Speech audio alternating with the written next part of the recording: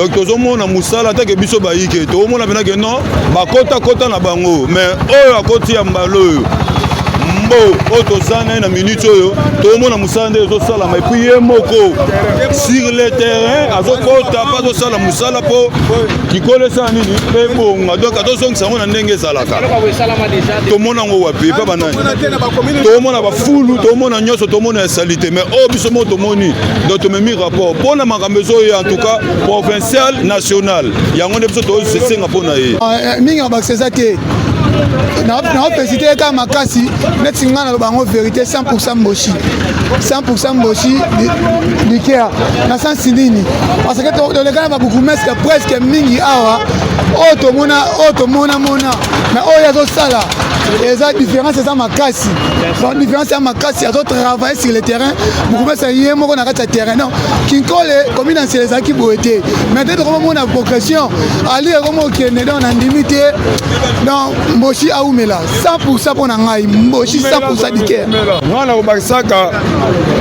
nde na mona mosala ezosalama na nsele makasi pourquoi babukumeso nyonso baleki na nsele awa totala omona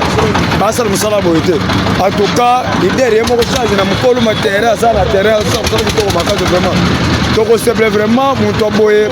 botika bango te vati beton bovenir devila Kinshasa botalaka bakonzi ya boye atalaka Frank Mbo po azosala mosala kitoko makasi mpona peuple congolais en tout cas na pesi merci beaucoup mokonzi oumela soka baumela. C'est comme d'habitude, hein? C'est comme d'habitude. C'est l'autorité qui décide. Tant qu'on a que les lieux sont au travail, à moi, c'est un moment collectif. Et c'est là qu'il faut m'appeler beaucoup sur le tirage à Balabala ou Salima, mais moi, c'est là qu'il m'a collé. C'est là qu'il faut surtout nous le lot. Après, qu'est-ce qu'on peut faire parce qu'il faut qu'il y ait une collège à la propre, comme d'habitude, des mots à Lubaka. Il y a un moment d'urgence. Et bien, dans le plus vite que possible, tous les chefs de quartier, les adjoints, on était là. Juste là pour répondre à un appel à mon cousin. Ndenge à l'objet que Kinko les alliés site touristique au miroir et à ville province de Kinshasa et Sengele à la propre parce que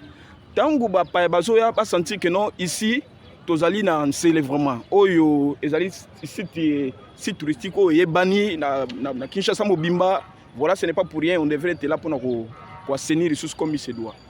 vraiment. Il faut que nous la vérité dans mon okonangai na noté. Mais ça tout le monde est dans la commune Yansele avec l'initiative à Bourgoumès et Franck Monzola. Mais je pense qu'elle va très bien la commune est composée bien bon, c'est lui le numéro 1, mais biso le chef de quartier doit gérer coin la commune. Nous devons tous être réunis pour nous faire la salongo parce que l'union fait la force. L'ensemble des bisognos sont là y compris comme numéro 1. Yango ko sala non c'est le comment bopeto yango moni ke biso chef de quartier commune en Séléto yebani mo trop parce que à chaque fois sur le terrain ba initiative Boumé c'est Mbo Franck Mbo azo initié yango ne sala ke noto yebana tout ça voilà c'est par rapport à ça donc Boumé c'est mususu ya ba commune mususu ba pesa valeur na ba valeur ya ba chef de quartier ba zo bango en considération le la Franck Mbo Nzola Meso parce que Franck Mbo Nzola Meso ayebi nani azali chef de quartier et qui par rapport à la société Nabiso. Vous voyez, par rapport à Mboka Nabiso. Le chef de quartier, de considératif, considérera parce que Azali a katia ko gérer